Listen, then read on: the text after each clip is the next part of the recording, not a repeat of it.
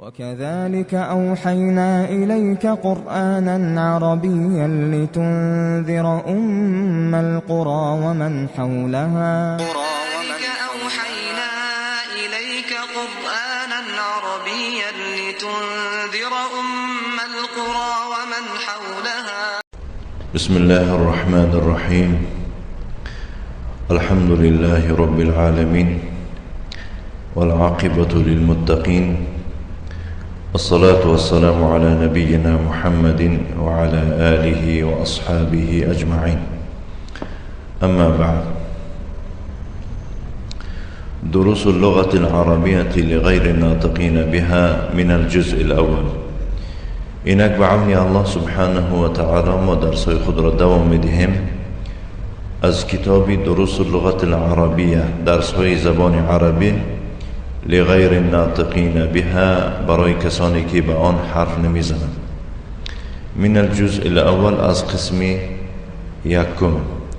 درس امروزی ما به عون الله تعالی الدرس الرابع عشر، یعنی درس 14.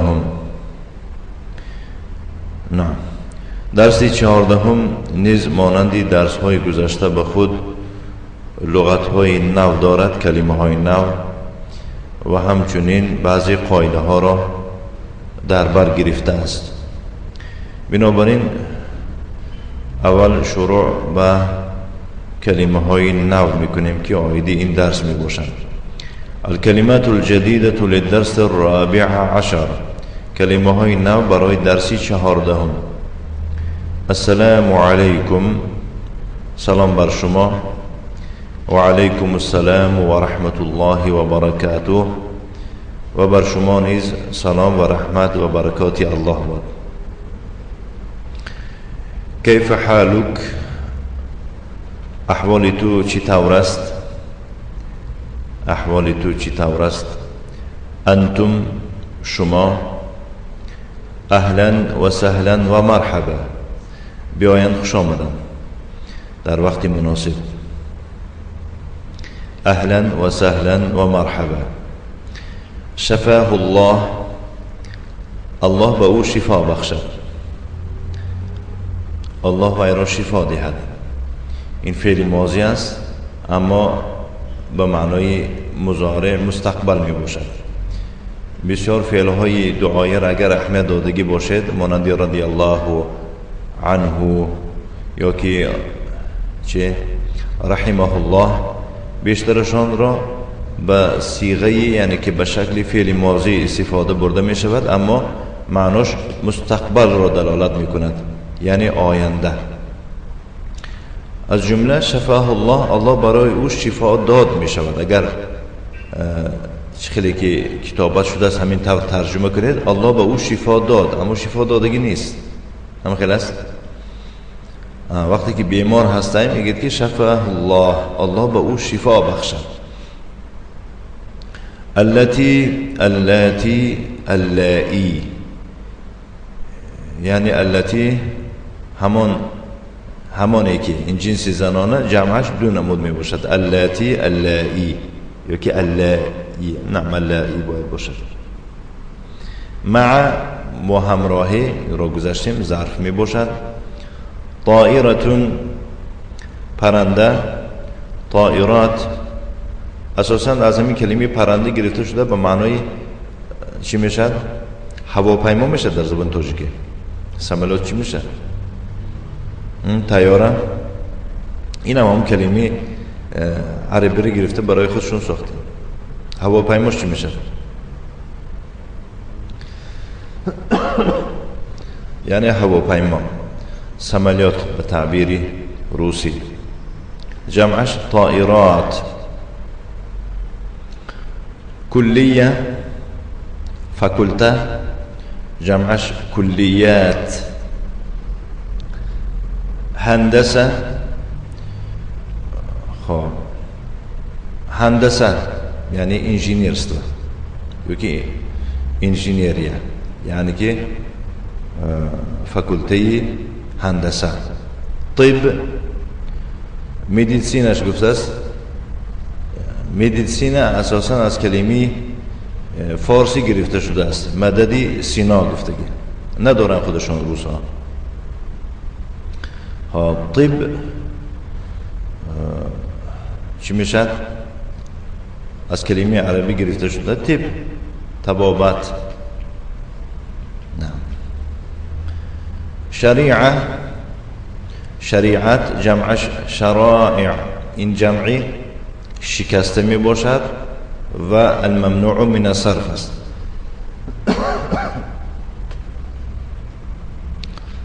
یعنی قانون، شریعت اسلام گفته قانون را میگوید. تجارت این کلیتر را انگلن کلمات تکرار آمده است. نصرانی جمعش نصارا. دکتر جمعش دکاتره. اینها رتبه های هستن که بسیار اینها تماما به کار نمیبرن. میبینید که در چندین انسان ها هستن که در مدینه و حتی در ناحیه از همین لحاظ اسلام که از علم های اسلامیه دکتر شده است، توحید نمیدونند. دکتر فلانی میگن در روش خکی بازی کرده میشه. نه، دکتری اسلام، دکتر علم های من، دکتر فلان علم ها گفتگی است که از علم توحید به خبر. نه. یهدیهم الله الى الاسلام، الله هر دویشون را به اسلام هدایت بخشد، یعنی راهنمایی کند به معنای توفیق و رشد و هدایتشون بخشد الله برای هر دویشون. این هم دعا است، این هم دعا است، گرچنده که در صورت مضارع باشدم فقط مستقبل را دلالت میکنه، چون که فعل مضارع گفته زمان حاضر و آینده را دلالت میکنه. لغت زبان، حدیقه باغ جمعش حدائق. مثلا میگن که حدیقه الحیوانات، باغ حیوانات. حدائق الممنوع من الصرف میباشد. حفید نبیره، یعنی فرزندی دختری یا که فرزندی پسری. خب نمیدونم که در زبان تاجیک نبیره میگوین یا نه، چون که ازبک‌ها هم میگوین. حفده احفاد، این جمعش میشد. جمع. دین جمعش ادیان. رب خواجه پروردگار. ارباب جمع. شارع کوچه جمعش شوارع، این هم الممنوع من الصرف می باشد. ای کدام دائما مضاف می باشد، فهمیده؟ ای کدام، مثلا ای یوم هذا، امروز کدام روز است؟ محمد.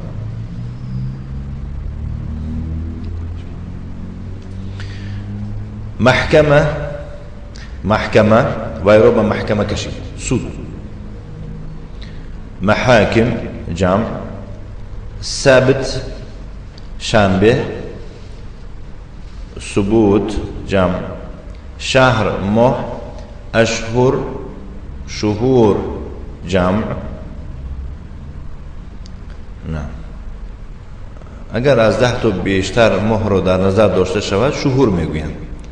اگر جمع ها یعنی که اصلا دو نمود جمع باشه، جمع قله و جمع کثره، جمعی اندک و جمعی بیشتر.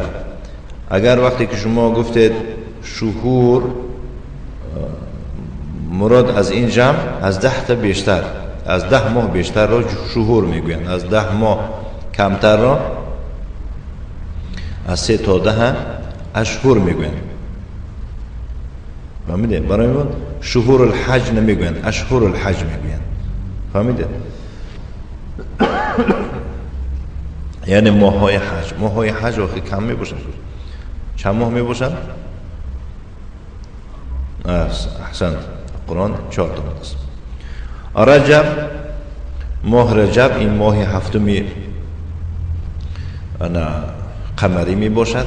بلد کشور، شهر هم می شود، جمعش بلاد. بلاد المسلمین، کشور مسلمان ها.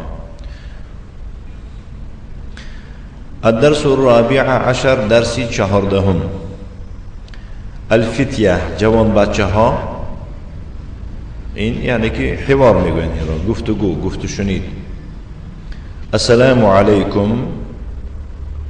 حامد در جواب میفرماد که حامد و علیکم السلام و رحمت الله و برکاته.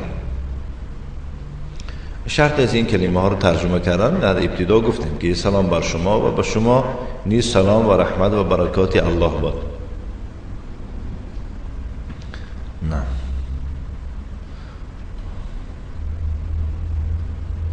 و بعضی بی‌سوادها سبحان الله میبینیدش یک آدمای با نفوذ در تاجیکستان میگوید که و علیکم بر سلام. احمقی میگم والله. و علیکم بو میگوید که بر سلام. نمیدونم چی معنا میده. و علیکم بر سلام. شنیدید؟ میگه فلان. این جاهلیش میگن، فهمیدید؟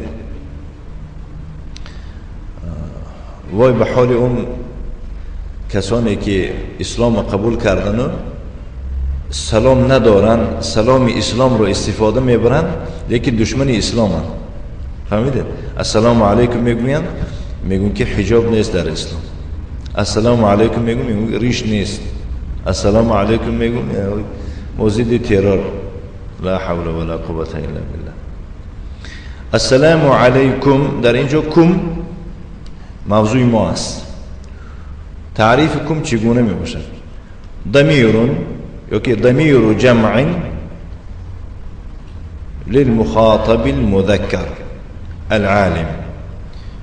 می توانیم گفتن که ضمیر جمع المخاطبین، این ضمیر جمع مخاطب ها می باشد.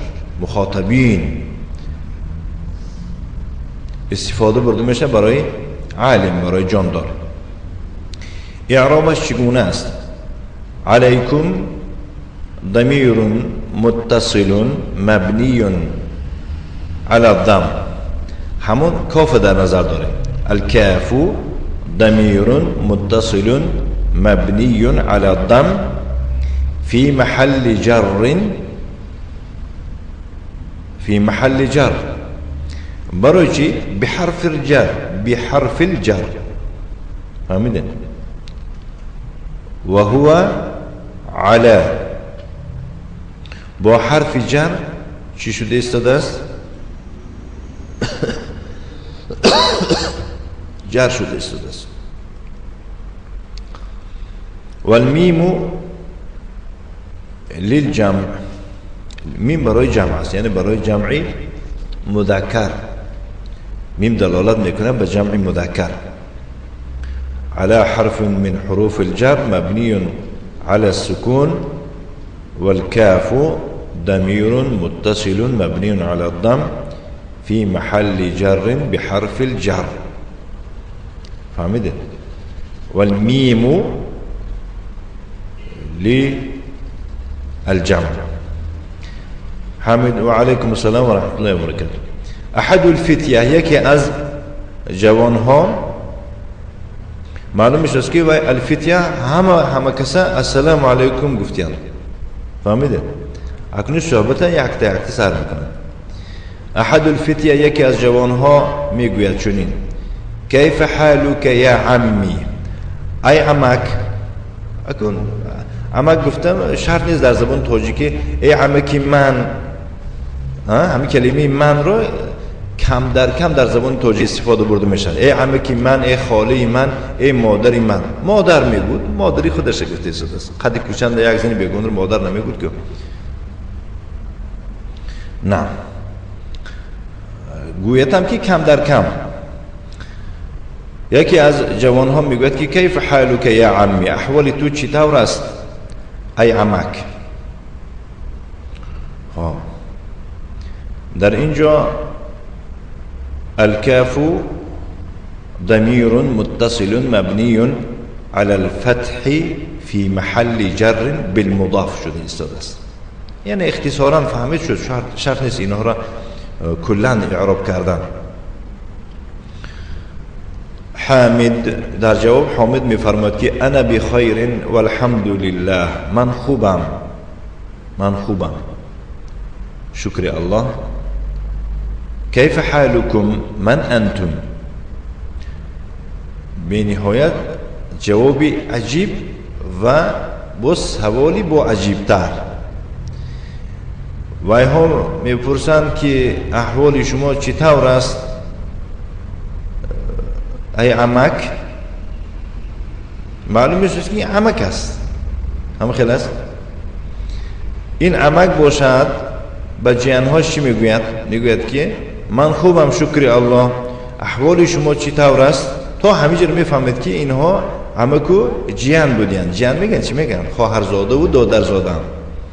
بعد در دوامش عمک بینه چی میگوید؟ چشمش نمیبیند چی میگوید که من انتم، شما کیستید؟ یک جمله های عجیب تشکیل کرده است. الله هدایتش کنه. مؤلف این کتاب هم اینقدر آدمی ساز نیست، میشه در روی اینم کم کم چی بازی کردن، خکی بازی کردن دیگه میگن. نحن ابناء الدکتور موسی، ما پسران دکتر موسی هستیم. فهمیدید کی بودین؟ یکی از آنها گفته است. حامد میفرماید که اهلا و سهلا و مرحبا، اکنون شناس و ایران، بیاین، خوش آمدن، مرحبا. ابوکم صدیقی، پدر شما دوست من است. این عمکم الشیخ عیسی، عمکتان شیخ عیسی در کجاست؟ یکی از اینها در جواب میفرماید که هو مريض، هو الان فی المستشفى، او بیمار است و حالا در بیمارخانه است. فهمیدید در کجا است؟ در اینجا المستشفى چگونه اسم است؟ اسم مقصور مجرور بفی و علامت جره ماذا؟ کسرة مقدرة. لماذا؟ منع التعذر، تعذر نمیماندش. وقتی که حامد فهمید که وای در بیمارخانه بوده است، میگوید که شفاه الله، الله با او شفا بخشد. من هذه الطفلة التي معكم، این طفله یعنی که کودک دختری که همراه شما است کیست؟ احدهم، یکی از اونها میفرماید که هی اختنا، وای خواهر ماست. در اینجا نه ضمیر جمع المتکلمین میگویم. وقتی که ما متکلمین گفتیم یعنی که نه معذرت، وقتی که ما ضمیر جمع متکلمین گفتیم باید که قید کنیم در اینجا، چون که ضمیر جمع متکلمین هم به مردها هم به زنها دخل داره. برای ما قید میکنیم که مذکرا کان یا که کانو او مؤنثا. نمیده همون سخن میگفتگی ها خواه مرد باشن و خواه نامرد باشن، یعنی زن باشن. اعرابش چگونه است؟ نه ضمیر متصل مبنی على السکون في محل جر مضاف الیه. فهمیدید؟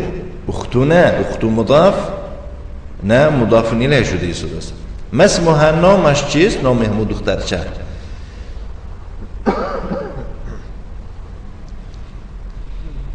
اسمها لیلا، نامش لیلا است.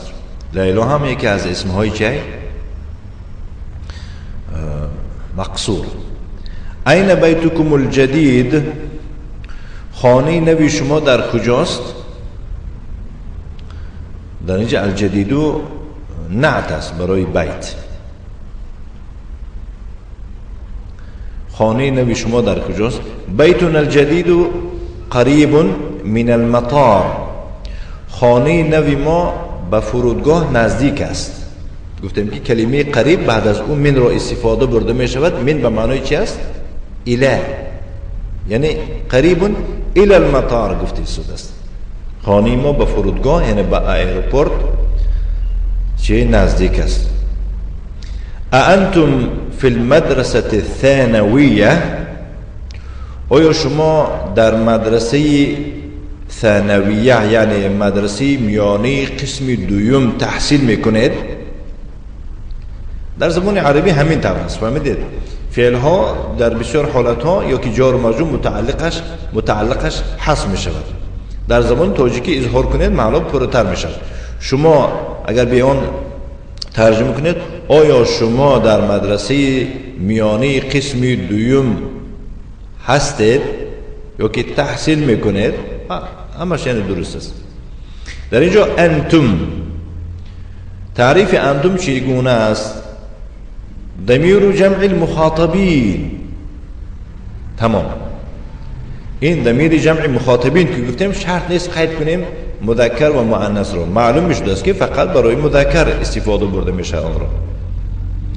اعرابش چگونه است؟ ان ضمیر منفصل مبنی علی الضم في محل رفع مبتدأ والتاء حرف خطاب والميم للجمع. فهمید؟ ضمیر فقط همو ان بوده است.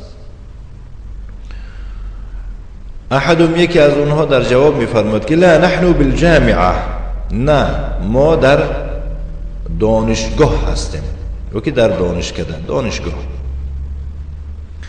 انا في كلية الهندسة، من در فکلته هندسه ام انجینیری. و محمود في كلية الطب، و محمود در فکلته طب است.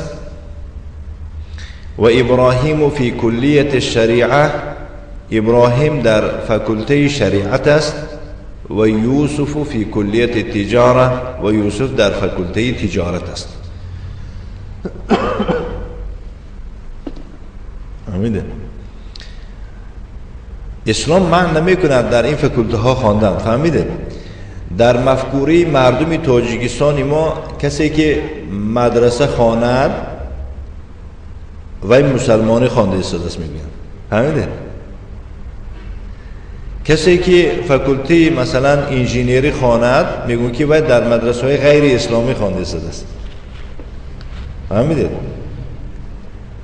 خیالش که بعد مردم چی؟ کسی در مدرسه خانه میگه که این ملا شدن میخواهد. مراد از ملا شدن چیست؟ یعنی در مسجد رنگ منخها استاده رزق به دست آوردن، حیاتش به هر و جر گذراندن. فهمیده؟ بارک الله فیکم. این در مدرسه خواندن الله رو شناختن این خیلی نمیفهمن. مقصد از مدرسه خواندن یعنی که دین خود را شناختن. فهمیدید؟ گویا که کسی در مدرسه خواند هوای باید به دین شناس باشد و دکتر، انا انجینیر و دیگر صاحب طب اینها خواندنشون شرط نیست. انا برای همین وقتی دکتر می شود دوزای، متهمه، آدم خوری. وقتی که مثال گیریم دیگه ساحه‌های غیر مدرسه میخواند دوز و متهم و فریبگر و نیرنگباز و زناکار و هر چی گوید میارزد. برای چی؟ برای خاطر آن که در مفکوری وای حتی بعضش تکلیف میکنه میگه بیا مسجد را، میگه که من مسجد رفتن نمیتونم. بعضش اعتراف میکنه میگه که من مسجد رفتن نمیتوانم. برای چی؟ میگه که ما کم کم در جای کار ما عرق میخوریم. فهمیده؟ لا اله الا الله. در اینجا ابراهیم، یوسف اینها اسمهایی هستند که تنوین قبول نمی کنن. فهمیده؟ الممنوع من الصرف.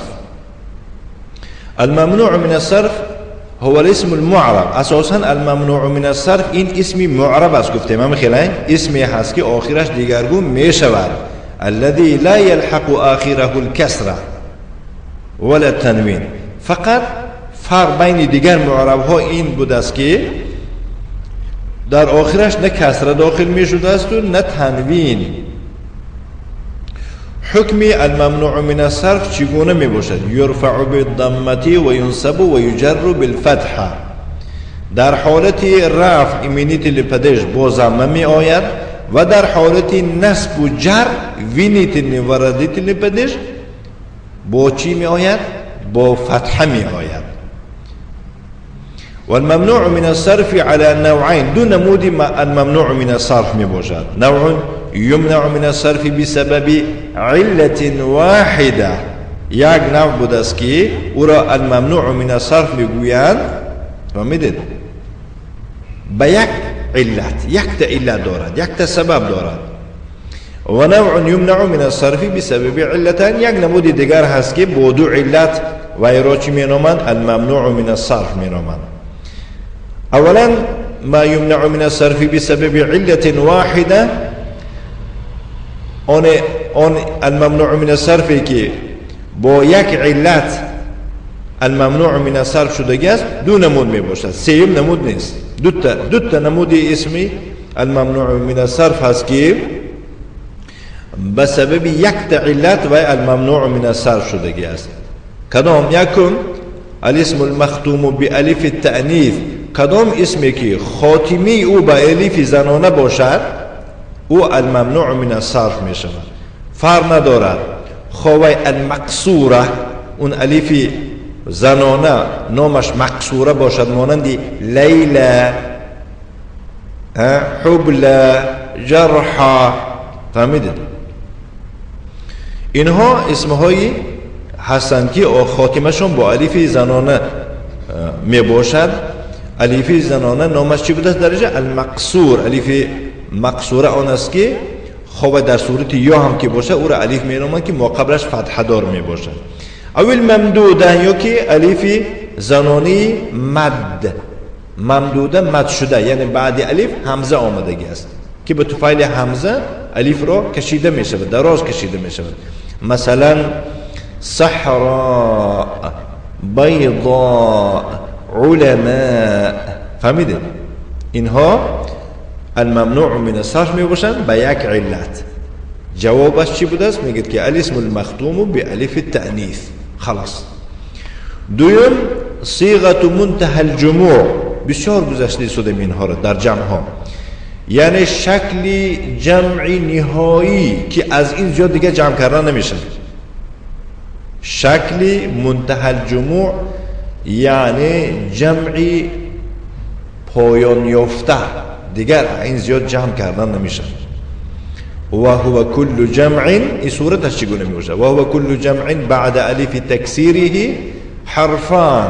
این هر جمع رو میگن که در وقت جمع کردن یک الف پیدا میشه که الف شکسته میگن که صورت مفرده، صورت شکل تناش میشکند. بعد نامی این چی میگفتن؟ نامی الف، الف تکسیر، تکثیر نه تکسیر، الف شکستگی. فهمیدید؟ خب بعد همون الف شکستگی دو تا حرف رو دیده می شود. مثلا اسوره دستمانش میگن، نه زیورهای زن هست که دستمانش میگن، چی میگن؟ دستش میگیرد که جمعش اساور یا که اساوره. جیم شکسته دو تا حرف آمده است. همه خلاص. یا که ثلاثتون سه تا حرف میاد بعدی همون الف، سه تا حرف می آیند. فهمیدید؟ انا اوسطها ساکن، میاننگش حرکت دار نمی باشد، سکون دارد. مثلا مصباح چراغ یا که چراغ جمعش مصابیح با یا ح، مصابیح. محراب محاریب. فهمیدید؟ اینها دویم نمودی الممنوع من الصرف علما او صفه. فهمیدید؟ یک کم جواب دادگیتون بود که علم باشه، یک نام خصوصی باشه، نام شخصی که نام شخصی آن است که از دیگرها فرق میکنند. مکه 10 تا مکه نیست، حتی 2 تا نیست، خب یعنی که بغیر از برای صوفی ها فهمیدم بجز برای صوفی های احمق و شیعه های چه خبیث. شیعه ها برای شیعه ها چند تا مکه هست یعنی برای زیارت کردن فهمیدید کتاب ها می نویسن و مهم. خب نام خصوصی یا که صفت می باشد. فالعلم یمنع من الصرف فی 6 مواضع. این معنا ندارد که همه نام خصوصی الممنوع من الصرف شود. نام های خصوصی بود دویم علت دارند فهمیدید در 6 جا یعنی 6 بند می باشد که یکمش علم می باشد دویمش یک چیزی دیگر فهمیدید دویمش دویم جا علم با یک چیز دیگر سیم علم با یک چیز دیگر یعنی خلاصه 6 با 6 نام دیگر به الممنوع من الصرف می شود فهمیدید. یکم اذا کان نثر نگاه کنید کدام علمی که نباشد گوش کنید کدام نام خصوصی که نباشد دویم علتش زنانه باشد چی میشد الممنوع من الصرف می باشد فهمیدید. مثلا حمزه الممنوع من الصرف العلمية والتأنيث فهمیدید. فقط در درس‌های گذشته گفتیم با فکرم درباره مؤنث کدام نمودی مؤنث می باشد مؤنثی لفظی خب مريم الممنوع من الصرف العلمية والتأنيث کدام نمودی مؤنث می باشد ها حقیقی خیلی معلوم است که حقیقی بود مامش چی معنوی اون است که از 3 حرف بیشتر می باشد و بعد علامت زنونگی ندارد. علامت زنانه معنا داره که بگیم که بسیاریم کوکل ندارد نه بارک الله فیکم چقدر یعنی که مریم است که کوکل ندارد سرش تراشیدن با اون معنا داره که اما انسه بودن یکی علک به اسم بارک الله فیکم. عایشه حقیقی است معنوی است و لفظی است. نعم. دوم اذا كان اعجميا زائدا على 3 احرف هر علمی که هر نامی خصوص فهمیده از 3 حرف بیشتر باشد مانند ابراهیم و اسحاق و یعقوب یا که ابراهیم و اسحاق و یعقوب اینها الممنوع من الصرف می باشند بدو علت العلمیه والعجمه العلمیه والعجمه. اکنون فهمیدید برای چی در اینجا گفت که انا فی کلیت الهندسه و محمود با تنوین فی کلیت الطب و ابراهیم مرفوع و علامت رفعه ضمه ظاهره على آخره لانه اسم مفرد و غیر منصرف برای تنوین در آمدنش. یوسف هم همین خیلی. حامد میفرماید که من ذلك الفتى الذي في سيارتكم کیست وای جوان بچه‌ای که در نقلیات شما نشسته است در ماشین شما وای جوان بچه‌ای که نشسته است یا که می باشد هست وجود دارد کیست؟ محمود در جواب میفرماید که هو زمیلی وای همسنفی من است. من این هو وای از کجاست یعنی از کجا میشد؟ محمود در جواب میفرماید که هو من انکلترا وای از انگل است یعنی نام خونکش موندن که انکلترا. حامد میفرماید که مسموح یعنی نام انگل رو گفتی سدیم. خب نامش چیست؟ همون همسنفی تو که از انکلترا میباشد. اسمه ویلیام نامش چی بوده است؟ نامش ویلیام بوده است. خب اینم چی؟ الممنوع من الصرف است. حامد میفرمود که امسلم هو، آیا وی مسلمان است؟ لا میگوید. آخر در فکلتی طب میخواند، فهمیده؟ در فکلتی طب همش در شریعت میگوید ممکن. لا هو نصرانی و نصرانی است. ابوه استاذی، پدرش استاذی من است. اسمه الدکتور ادوارد. ادوارد اینم نام است. ادوارد شورنردز دیگه نامش دکتر ادوارد می باشد. بعد چی گفته است؟ حامد می فرماید که یهدیهم الله الی الاسلام، الله هر دویشون پدر و پسر به اسلام هدایت فرماید. خلاص حامد می فرماید که اذهبتم الی المستشفى لزیارت عمکم اليوم، آیا شما امروز به بیمارخانه برای زیارت عمکتون رفته اید؟ فهمیده؟ دیگه مشکلی است؟ چه؟ اینجا دعا نویسنده در کتاب من دعا آمده است. خیلی هیچ گم نداره، ضرر ندارد. یگانه دعایی که برای کافر کردن میشه همینه. خیلی با حوی هم ننویسه چی میشه؟ خب اذهبتم الى المستشفى، آیا شما امروز به بیمارخانه برای زیارت عمکتون رفته اید؟ در اینجا تم تعریفش ضمیر جمع للمخاطب المذكر العالم. ضمیر جمعی مخاطب مردانه جاندار می باشد. اعرابش ضمیر یعنی همون خودی تا، التاء ضمیر متصل مبنی على الضم في محل جر فاعل. معذرة، ضمیر متصل مبني على الضم في محل رفع باید. هم خلاص في محل جر گفتیم در دیگر جا. ضمیرها در محل جر دیگر نمودش می باشد. این در محل چه؟ رفع. مبنی على الضم، برای چی مبنی على الضم؟ چون که ضمیر می باشد.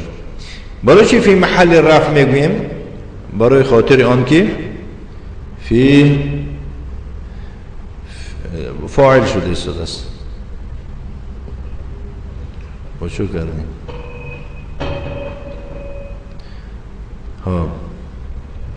والمیم للجمع، میم برای جمع است.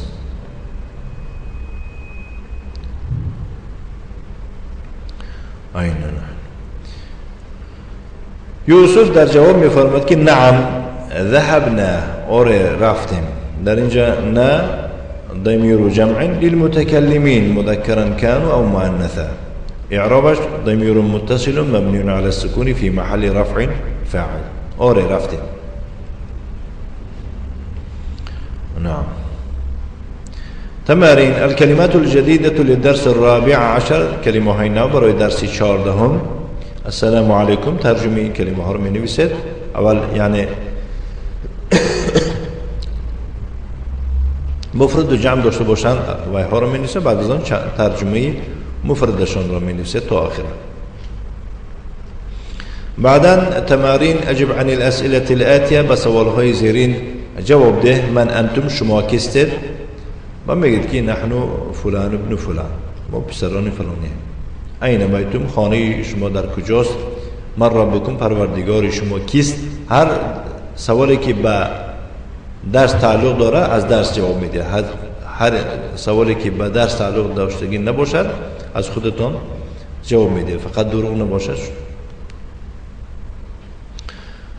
الثاني اقرأ واكتب، بخوان و بنویس. این عباره ها را نوشتن در کار در جدول زیرین 12 عباره و ترجمه آنها را از طرف چپ براش می نویسه. نحن مسلمون، ما مسلمانیم. الله ربنا، الله پروردگار ماست. والاسلام دیننا، اسلام دین ماست. والنبي محمد صلى الله عليه وعلى آله وسلم رسولنا، و پیغمبر محمد صلی الله علیه و سلم رسول ما است، یعنی که فرستاده شده رسول ما است. والقرآن الكريم كتابنا، قرآن کریم کتاب ماست. والکعبة قبلتنا، کعبه قبله ماست. والعربیة لغتنا، و عربی زبانی ما است. إلى آخره. الثالث أضف الأسماء الآتية إلى الضمائر كما هو موضح في المثال. اسمهای زیرین را با ضمیرها طوری که نشان داده شده است در مثال چیکار کن؟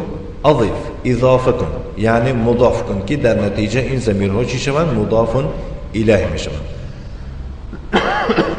وقتی که مضاف الیه شوند در محل چی میشن؟ در محل جر. بیتون با تنوین است، وقتی که اضافه به کم می شود بیتکم، نه بیتنا، امکم امنا، عمکم عمنا الى آخره. فقط در پایین یک چیز قید کردیم که کلمه اب از اسمای خمسه می باشد، همچنین اخ. اینها در حالت رفع با الف نوشته می شوند. ابوکم ابونا، اخوکم اخونا. فهمیدید؟ به شرطی که با یای متکلم اضافه نشد. وقتی که با یای متکلم اضافه شود در اون حین اعرابش تقدیری می شود. الرابع اقرا بخوان گفته است. این مثلا موضوع دست بزرگ، در این موضوع هیچ قاعده ننویستم. ایو یوم هذا، این کدام روز است؟ هذا یوم السبت، این روز شنبه است.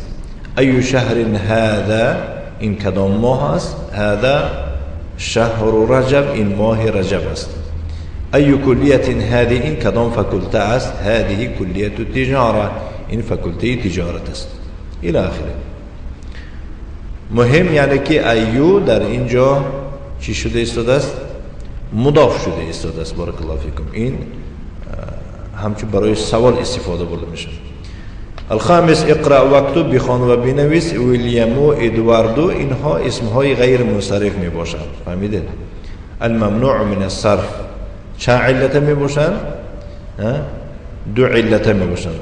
کدام علت؟ النام خصوصی، العلم، العلمیه. دویم علتش العجمه. ششم السادس اقرأ المثال ثم حول الجمل الآتية مثله. مثال را بخوان، بعد از اون جمله های زیرین را همانند او قرار بده. انت ذهبت الى المدرسه، تو به مدرسه رفتی. انتم ذهبتم الى المدرسه.